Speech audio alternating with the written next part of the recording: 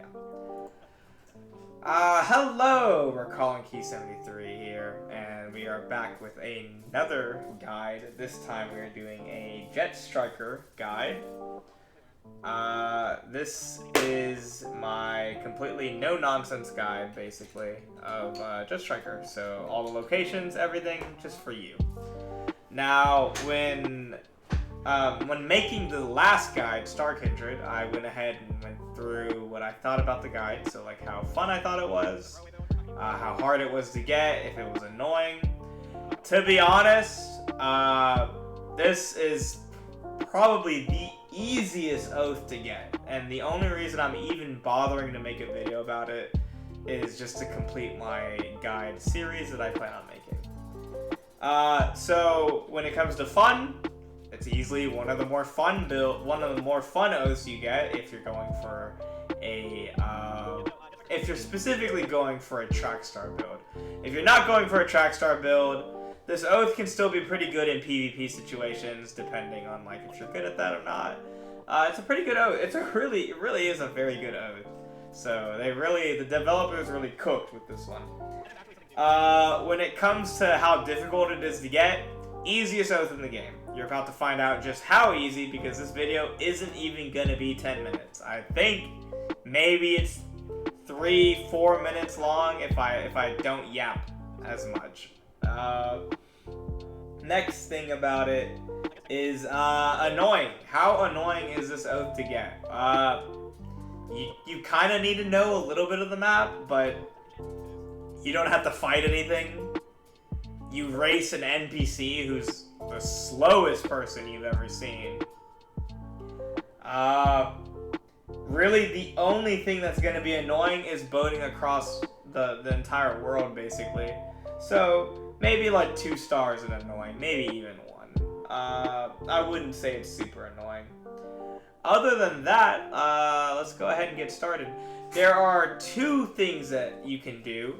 If you have the Lone Warrior starting point, which is the Erisia starting point, I highly recommend, if you're going to go jetstriker and you're not going to do like Deep Bound or any other progression, do Trial of 1, because it's going to spawn you directly on the Oath guy. Now this is if you want the Oath immediately. So if you're not doing it that way and you're not getting the Oath immediately, just ignore this part, forget it. Do Trial 1, whatever you want. Just do what you want, right? But if you're not doing it from Trial, I will show you a way to get to it in the video from Etris, specifically. But yeah, to start this guide off, we're going to go ahead and, well, skip to the requirements. The requirements is simply 50 agility. That's all. That's all you need. No more than that. 50 agility, and you got the oath. 50 agility and race the guy. So let's go ahead and get to that right now. If you ever need to slow down the video for where you are going, you can go ahead and click on the gearbox at the bottom right or whatever to slow the video down. But this is generally the way to the Oath guy after you have 50 agility. Now, I'm not going to even bother saying that you can't get to him with whatever. If you're coming to go to him, you already have 50 agility. You're going to be able to make it to the location. So once you get to the guy, he's going to talk to you. He's going to say something about wanting to race you, and then he's going to scream. And this is maybe the only hard part. Maybe. And you race him, and you need to get to this yellow dot that's over there before he gets to it. Now, it's going to be highlighted. It's going to be super easy. In the race, you have plenty of time to get there. Do not stress about it. And you just wait at the beam of light until he shows up. And once he does show up, go ahead and accept the quest or accept the oath, and that is officially it. You technically have the oath now. We can end the video here. Thank you. Have a good night.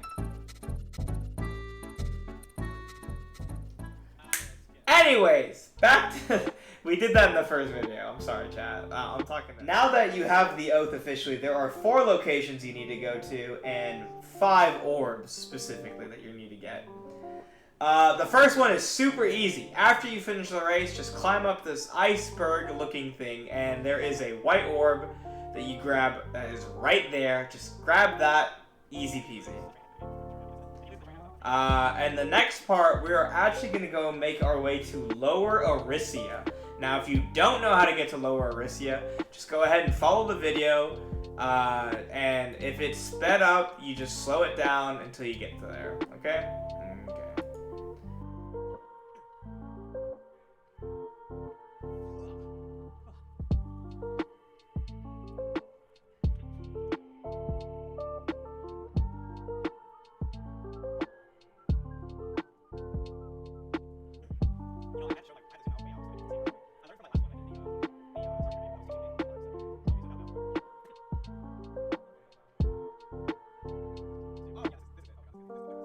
Once you make it to Lower Erisia, also known as Bandit Island, you're going to go ahead and make your way to a place I like to call Sharko Cave, but it's also called the Viper's Jaw.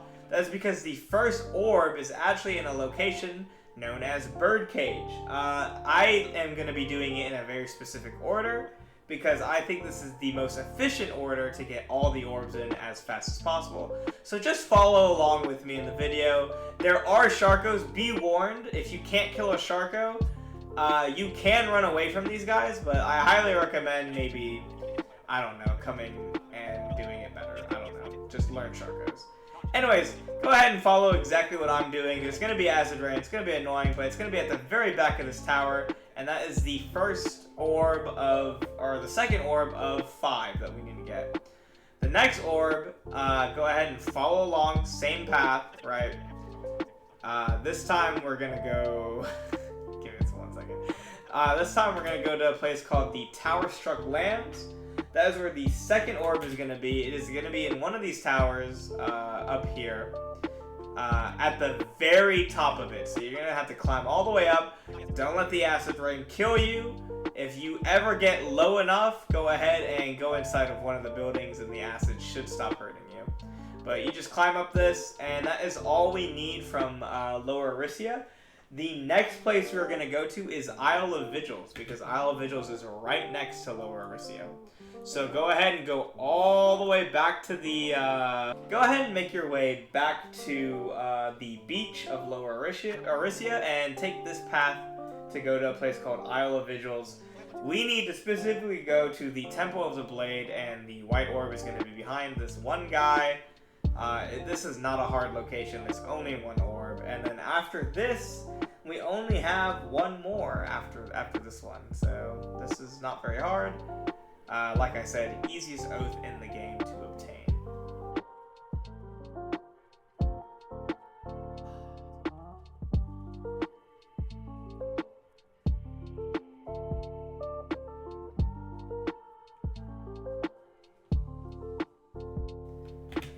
Now, from Isle of Vigils, we're going to go ahead and go all the way to Etris now. Once again, if you are not familiar with how to get to Etris, follow the video. Slow it down if you need to. But once you do get to Etris, we're going to go ahead and skip forward.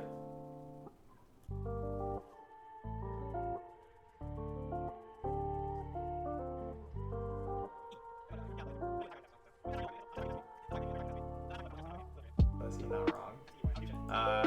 Hold up. Go ahead and skip forward, and we're going to go ahead and go through Etris. We really are going to go through Etris. Now, I should warn you, this is not a safe location unless you have the manor key already. If you don't have really good rep with Etris, the guards at the castle gate will target you and attack you, but you can very easily move out of the way. They really shouldn't bother you at all. You're going to go ahead and climb the very top of the castle, and then once you got that last orb, all you have to do is go all the way back to Erisia and talk to the guy that you raced.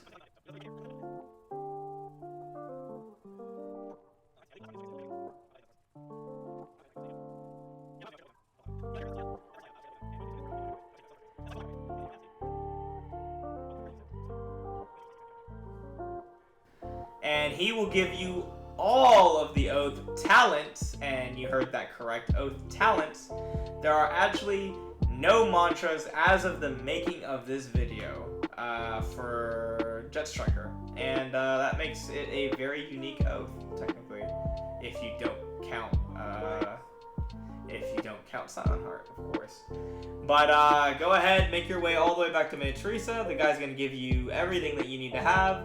And from here, we are going to go ahead and start talking about the Oath talents. So I'm going to go ahead and pause this. I don't need to see this anymore. The first talent that you're going to get is something called Decisive Winds. Basically what Decisive Winds is going to do is whenever you're below 50%, you are going to get hit max speed very briefly. It's an okay card. It's an okay talent. It's a nice passive to have, considering this is a track star Oath. The next thing you get, and I am sorry because I am going to butcher whatever this is, Prevailing Westerlies, I guess. This lets you gain max speed faster, passively. So when you're running, you'll notice your character will start glowing a little bit white around them, a little border. That means you're at your maximum speed, and this is going to help you trigger the other two talents that I'm going to talk about, which is Rush of the Ancients. Rush of the Ancients is this dash that you do when you're at max speed, and I don't think it takes away any ether. I know one of them does. I'll talk about that one later. But when you do this dash, you are technically invincible and cannot be hit through it. And it is a very good tool to use. But the next talent, Vigils Grace. Vigils Grace is a super dash attack that you can do when you're at max speed, and a tech that you can technically do is you can use Rush of the Ancients and then immediately start clicking Vigils Grace, and you will do this very unique 2-dash thing, and it's so good for PvP stuff, right? It's good for mix-ups. It's a very nice setup. Is it gonna get everybody? No, probably not. The last talent that you get, which might be the fourth one, is called Stratostep, and this is where in my opinion, the Oath shines. Where it gives you this super climb that does take ether away, so you can't use it always. Be aware of that. Anyways, that is the entire Oath. There's not much else to talk about it. Once again, it's the easiest Oath in the game to get. I hope you enjoyed it. If anything does ever update, you will see me update the pinned comment of this video. Until then, have a gold night, and I will see you next time. See you later.